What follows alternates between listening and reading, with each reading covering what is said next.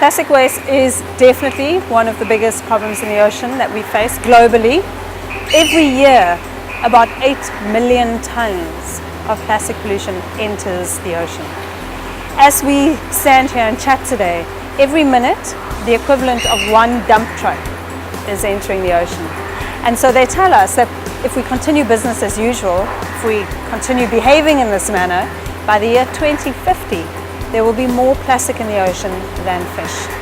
That is a shocking realization. If you think about how the global population relies on the ocean for protein as a source.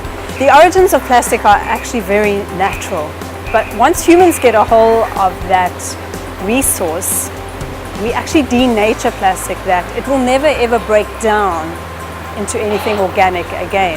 So anything plastic in the environment actually breaks up into but smaller and smaller pieces.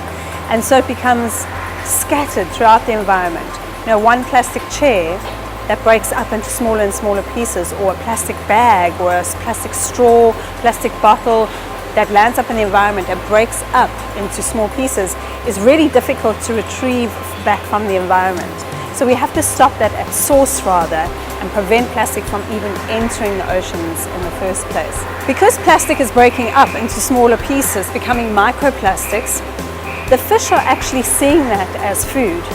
So the small fish are eating the small bits of plastic, the bigger fish are eating slightly bigger pieces of plastic and the small fish. And then what happens? That goes up the food chain, and who's at the top of the food chain? It's us.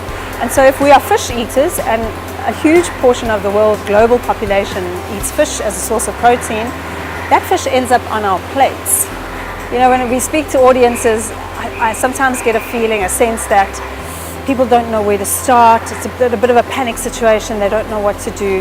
And so we ask people, just start with one thing and start to reduce your plastic footprint. Single-use plastic. You know, you get other plastics that are long-term, multiple-use plastics like telecommunications, your laptop, your car, mostly is made of plastic. But those single-use items that we use so fast and we take for granted and we throw away, like straws that take less than a minute to make, and they're used for a few minutes, and then they're discarded, and then they stay on the planet forever. We ask people just to start with one thing and decide, like, maybe you can do without plastic shopping bags. That would be a great place to start. What we also encourage the public to do is to get involved with beach cleanups. Now, we're not going to solve the problem necessarily by picking up trash from the beach, and we really have to turn off the tap at its production level, right? But the benefit of doing a beach cleanup that we found is that this actually brings the problem more to the forefront of the general public's awareness.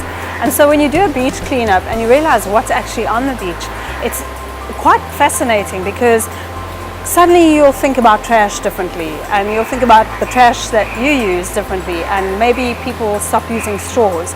You know, when we do beach cleanups and people find micro beads, they look like, we call them mermaid's tears, little round balls of plastic that are actually the material, the raw material that is used to then create all the plastic that we have in the world. When you find those scattered on the beach, it's quite an experience and a realization that, wow, a lot of this is floating out there in the ocean. No wonder the fish are eating them.